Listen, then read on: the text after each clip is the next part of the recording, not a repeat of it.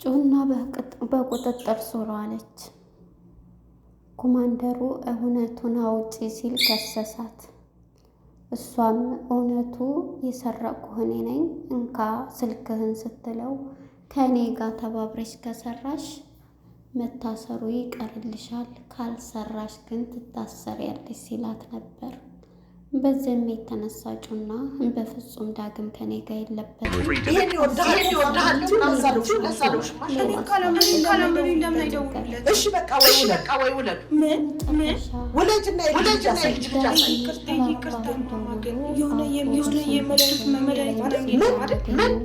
አይኔ ባይ አሳይባሻል እያልሽኝ ነው? ይቅርታ አስቤ እኮ አይደለም የተናገርኩት። አስበሽ ማድረግ ጭራሽ ባይነሳይ ሎፋፍሽ ሎፋፌ እያለው ነበር። ልጁም ልጄ አውቄዋለሁ ግን እኮ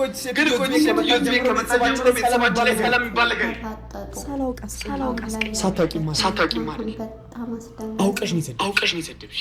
የዶክተሩ እናት ቤት ለማጥፋት አቁም እያልኩ እኮ ነው።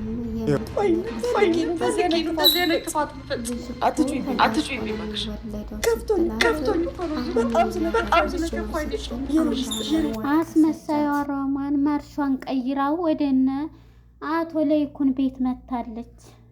የካንሰር በሽተኛ ነኝ በማለት የውሸት ዶክሜንት በማጻፍ ለለይኩን ለማሳየትና ለወይዘሮ ዝናሽ ማሳየት ችላለች።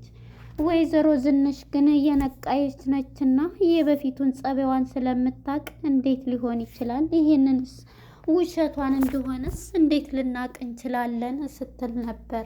ዝኑ ተይ እያለ ምንም ቢሆን እያለ ነበር። አቶ ለይኩን በማልቀስም በመጸጸትም ውስጥ ሆና ወደ መኝታ ክላሷ ሄደች።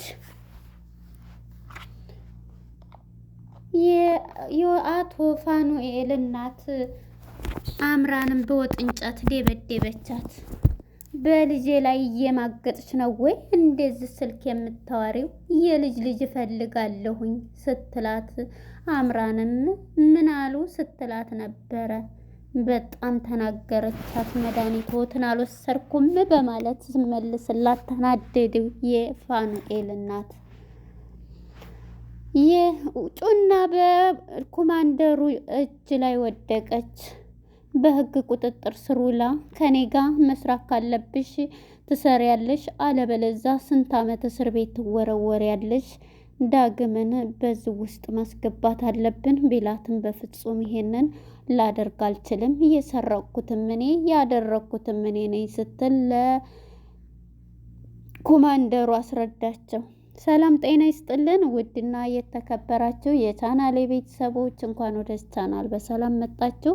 ኑሃሚን የተሰኘው ክፍል 134 ተለቀቀ። ወደ ክፍል 133 ስንመለስ የዳግም አባት እንግዲህ በኮማንደሩ ስልክ ላይ ሲደውል ነበር። በዚህም አጋጣሚ ፍቅሯን ልነግረው እኔ እኮ እያለች ነበር ስትንቀጠቀጥ እየነበረችው። ካሁን በኋላ ይሄን ድርጊት የምታደርጊ ከሆነ በፍጹም ከኔ ጋራ ህይወት አቀጥይም እያላት ነበረ። ጓደኛዬም ልትሆኝ ግን እኔ እናንተ ጓደኛ ብቻ ነን ወይ ምንድን ልንሆን ነው እያለችው ነበረ። እናም በመጨረሻ ጩና አፈቅርሃለሁኝ ብትለውም በሀሳቧ ነው የተናገረችው። ጓደኛ ብቻ አይደለንም እያለች ነበረ ማለት ነው። ጓደኛሽና አብረን እንድንሆን ከፈለግሽ ይሄን ጸባይሽን ስርቆትሽን ማቆም አለብሽ ሲል ነበር። እንግዲህ ስልኩን በመሀል ሲደውል አባቱ ነበረ። አባቱም እንግዲህ በሚያነሳ ሰዓት አቶ በሰንበት በአንስቶለት አባዬ ስሚል አሳልፈክ ሰጠኸኝ አይደለ ልጄ፣ ሰጠኸኝ አይደለ እንደፈራሁት ልጄ ሲል አባዬ ተረጋጋ፣ እንዴት ነው አባዬ አሳልፌ የምሰጥህ? በአጋጣሚ የኮማንደሩ ስልክ በእጄ ገብቶ ነው ቢለውም እንዴት ብሎ ስለሚያስብ ወይስ አግቶህ ነው አንተን አግቶህ ነው አይደለ ልጄ ንገረኝ እያለው ነበር። አባዬ በፍጹም አይደለም፣ አንተ በህይወት አለህ ወይ እንዴት ነህ እያለው እንግዲህ ኮማንደሩ ስልኩን ስለጠለፈው የሚያወሩትን እየተከታተለ እየሰማ ነበረ። ያቺ ጫጩት ተጫወተችብኝ፣ ችግር የለውም አሁንማ እያለ እየፎከረ ቢሮው እየተገኘ ነበረ። እንግዲህ ኮማንደሩን በመደወል ወደ ሰራተኞቹ ጋር ልጅቷን በቁጥጥር ስር እንድታውሉና እንድታመጡልኝ ጩናም ብሎ ተናግሯል ማለት ነው። ጩናም እንግዲህ ወደ ኮማንደር ቢሮ ልትቀርብ ይችላለይ። እዛ ቀርባ በጣም ይቅርታ እርስዎን እንደዚህ ስላደረኩኝ ለምዶብኝ እኮ ነው እንጂ ትቸው ነበረ፣ ብዙ ጊዜ ስለለመድኩ ነው፣ ሌባ ከተሰረቀ በኋላ ነው እንደዚህ የሚለው እያላት ነበረ። በመጨረሻም እንግዲህ እሷም ማለት ነው ይቅርታ በቃ አድርጉልኝ እንግዲህ ይሄው አምጥቻለሁ ብትለውም እንዴ በዚህ ብቻ የምትለቀቂ መሰለሽ ወይ? አሁን የምለቅሽም ከኔ ጋራ ስራ ከጀመርሽ ነው በሚላት ሰዓት ጩና ምን አይነት ስራ ስትለው ነበረ። የምትሉኝን እሰራለሁ ስትል ነበረ። እኔ ግን መታሰር አልፈልግም ብትልም በመጨረሻ አይ መታሰር ሳይሆን ዳግም አብሮሽ እንትን እንደሚል በፍጹም ዳግም ይሄን ነገር የሚያውቀው ነገር የለም፣ እየሰረቁትም እኔ ነው አጋጣሚ እንጂ ዳግም ምንም ነገር የሚያውቅ የለም፣ እኔ ነኝ፣ ከፈለጉ ይሰሩኝ ይግደሉኝ ብላ ውሳኔዋን ለኮማንደር ቃሏን ሰጥታለች። ኮማንደሩም እያስፈራሯት ይገኛሉ፣ እዛው ቢሮ ጠርተው ማለት ነው። እንግዲህ ወደ ዶክተር ፋኑኤል እናትና ወደ አምራን ጋር ስንሄድ አምራንና የዶክተር ፋኒ እናት በጣም ኃይለኝነት ናቸው። እናም አምራንና እንግዲህ የፋኑኤል እናት ቡና አፍልታላት ማለት ነው። ማን ነበረ ስምሽ ያልሽኝ እያለች አምራን ነው ስሜ፣ አምራም ልጄ ማለት ትችላለሁ ስትላት ነበረ እያለች ይሄ ስምሽ እንዴ ጭራሽ የማይያያዝ እንዴት እንደዚህ አይነት ስም ያወጡልሻል ስትላት ነበረ። ይቅርታ እያለች እንግዲህ ያወጡልኝ እንዴ እርስዎ ቤተሰቦቼ ናቸው ያወጡልኝ ስትላል ነበረ። እርስዎ ውስጥ ታዲያ ያወጡት ለፋኑኤል እርስዎ አይደሉ እንዴ ብትላትም እሱ እኮ መላእክት ስለሚመስል ነው እያለች ልጇን እንትን ስትል ነበረ። አምራንም እኮ እኔም ቤተሰቦቼ ቆንጆ ስለሆንኩኝ ለዛ ነው እንደዚያ ያሉ የድሮ ስም ይሄ አሁን የድሮ ሰው እንዴት ነው ይሄ ስም ተብሎ እሱ እኮ ታዲያ መላእክት ስለሚመስል ሸበላ ነበረ፣ ድሮ ቆንጆ ነበር፣ አሁን አወዳደቁን አስጠላው እንጂ እያለኝ ነበር። አሁንም እኮ ቆንጆ ነው ብትላት አምራንም እንግዲህ አሁን ቆይማ ዛሬ እንዳቃጠልሽኝ ብላ ስኳር አረኩበት ጨው አደረኩበት እያለ ቡና ስቀምስ እንግዲህ አምራን ስትሰጣት ልገልኝ እንደው አልሞትልሽ ያልኩ ጊዜ ነው ወይ ልገልኝ፣ ጨው አበዛሁ እንዴ ስኳር አበዛሁ እንዴ እያለች አምራን የምትለው ሁሉ ጠፋባት ማለት ነው።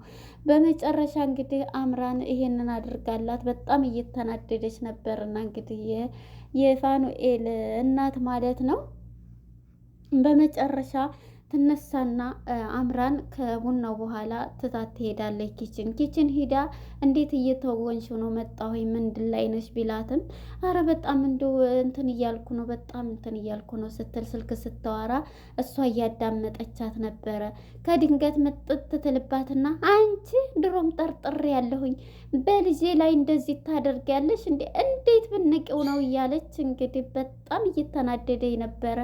እኔ የልጅ አይኔም ባይኔ ማየት ፈልጋለሁ ላለው አንቺ ለኪ በልጄ ላይ ሌላው እንዴት አዋሪያለሽ እያለ ድሮማ አውቄሽ ነበረ እያለ ተጫወባታለች ማለት ነው። አምራን ላይ አረ እርሱን ነው ያዋራሁት እርሱን ነው ደውለው እኮ መጠይቅ አሁን ይችላሉ ብትላትም አንቺ ራስሽ ሌላ ሰው ነው ያዋራሽው እያለች በጣም ትጫወባታለች ማለት ነው። በጣም የምትገርም ሴትዮ ናት ማለት ነው። እንደዚህ አይነት አማት እንኳን እንዳይሰጣችሁ ቁም ነገር ማለት ነው። አምራለሁ ለራሷን ቀይራ በቃ ብዙ ለመሆን እየሞከረች እየጣረኝ ነው ለሱም ብላም ማለት ነው። ነገር ግን አቃጥላ ልዴፋን ነው ገና ሳታገባው ማለት ነው። እንግዲህ ልጅ አይኔም ባይኔ ያሳይኝ ስላልኩሽ መድኃኒቶ የምትወስዱ ካለ አልወሰዱም እንዴ ስትላት እንዴት እንድትኛለሽ አይኔም ባይኔ ያሳይ ማለት እንደዚህ ልትኝ የፈለግሽው ብላ አይ ተሳስቻ አምልጦኝ ነው እንዲህ ነው በወሬ እንትን ብዬ ነው ብትላትም ድሮም እኮ አስበሽ እንደማትናገሪ አውቃለሁኝ ማሰቢያ ሲኖርሽ አይደል እንዴ ትላታለች። እናማ አይኔን ባይኔ ያሳይኝ ስልሽ እንዴ ገና መቼ ተጋባንና ነው ስትላት ነበር። በመጨረሻ እና ታዲያ እንዴ እንትን ደግሽ ለደርሽ ነው እንዴ አብራችሁ ተኙ ብዬ የፈቀርኩት የምታውቁት የዛኔ የተኛቸው ጊዜ አንድ ላይ እያደራቸው አንድ ላይ እንትን እያላቸው የምንድን ሰርግ እንትን ብዬ አንቺ ቆንጆ እንትን አይደለች ምን እያለች አለበለዚያ ያችን ነው አምጥቼ እሷንም ምድረው እንትን ካለክ እንዲያውም እሱን እምቢ ብሎ እንጂ እያለች በጣም ትጮህባታለች። አምራን እንግዲህ ትሳቅቃለች ማለት ነው።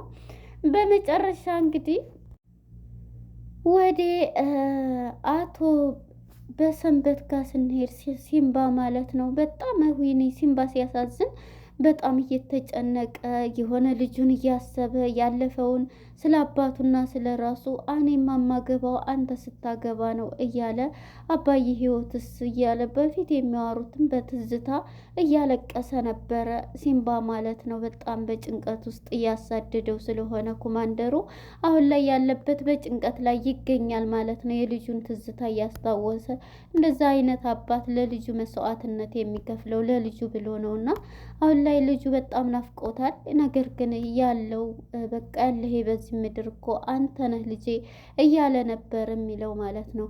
እንግዲህ ወደነ ወይዘሮ ዝኑ ጋር ስንሄድ ማለት ነው። ወይዘሮ ዝኑና አቶ ለይኩን ቁጭ እንዳሉ መታ እንግዲህ አስመሳይዋ ሮማ ማለት ነው የካንሰር በሽታ ነኝ ብላ የውሸት ጽሁፍ አጽፋ መታ እባክሽን ዝኑ እባክሽን አሁን እንኳን መታለቀሰችባቸው 1 አመት ነው የቀረች ብለውኛል። ስለዚህ በቃ ንብረቴንም ሁሉንም ውሰዱት፣ ይሄ ወረቀቱ የተጻፈበትም ወንድሜ እኔ እንደውም ይሄ ለእንትን ንብረቴንም አልወስድም ካልክ ለሌላ ሰጥቼ በቃ እንትን እላለሁ 1 አመት ነው የቀረች ተብሎ ተጽፎልኛል ብላ ጎበዟና ተጠራጣሪዋ የፊት ጸባይዋን የምታውቀው ዝኑ ግን ያን ወረቀት እንድስታይ ውሸቷን ሳጽፋ ቢሆን እኔ እኮ እሷን ብዙ አውቃታለሁ፣ ብዙ እኔን ለማድረግ የሞከረች ናት። ስለዚህ እንዴት ነው አንተ ይሄንን አምነህ የምትቀበለው እያለችው ነበረ ባለቤቷን አቶ ለይኩንን ክላሷ ሂዳ ማለት ነው።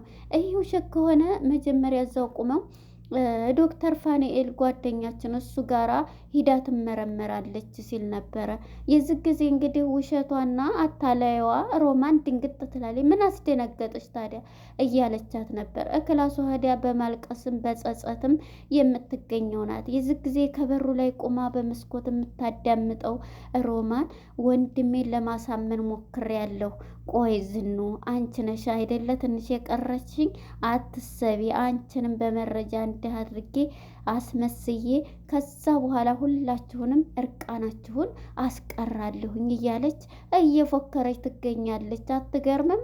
ሮማን ማለት ነው የወንድሟን ቤት ለማፍረስ እንደዛ እንትን ያለውን አሁን ድርጅታቸው ወርቆ በጭንቀት የሚገኙት ማለት ነው። ስለዚህ አሁንም ይሄን ቤት እንዲህ ገለብጠዋለሁ እያለች ተነስታለች ማለት ነው። እናም ሮማንን ሁለተኛም አጠገቧ ሄደው እንደዚህ ሲል በቃ ዶክተር ጓደኛ ስላለ እሱ ጋር እንደውም ምርጥ ሐኪም ስላለ እሱ ጋር ሄደሽ ሕክምናውንም ታደርጊያለሽ ሲል ታለቅሳለች። ድንግጥ ብላ እንዴት ሕክምና ታደርጊያለሽ እኮ ነው የተባለሽ፣ ትመረመሪያለሽ ምን እንትን ይልሻል ሲል አይ የኔ ነገር እንደዚህ መሆኔ ከእናንተም ጋር እንደዚህ ኩኜ ከቤተሰቦቼ ጋር መሞቴ እንደዚህ አይነት ቀኔ የተሰጠኝ ብላ ውሸቷን እንግዲህ ወንድሟ ቢያምናትም በቃ ዝም በይ እያላት ነበርና የውሸት ዶክሜንቷን አሰርታ አሁን ላይ ለማሳመን ይሄን ቤት አንድ ባንድ ገለብጠዋለሁ ብላ ተነስታለች። ነገር ግን ዝኑ እውነቱን ሙሉውን ትቀበላታለች። ሆስፒታሉን ካላመናችሁኝ እንዴት አታምኑኝም? እና ነው ይሄ ወረቀት እንዴት ነው ይዛችሁ ሄዳችሁ የምታስመረምሩኝ ብላ እንግዲህ ለማሳመን ትሞክር ይሆናል። ዝኑ ግን ጎበዝ ትመስላለች እሷን ጸባይ ስለምታውቅ። ነገር ግን ወንድሟ አቶ ለይኩን እሺ ብሎ ተቀብሏታል ማለት ነው። እንግዲህ አሁን ላይ ከድንገት ዳግም ይመጣና አንቺ ደግሞ ዝም ልትሰሪ መተሽ ነው ይሄን ቤት እንደዛ እንትን ስትይ እንዴት እያለ በጣም ይጮሃል ዳግም ማለት ነው። ዳግም ረፍ እያለ አቶ ለይኩን እየጮህበት ነበረ።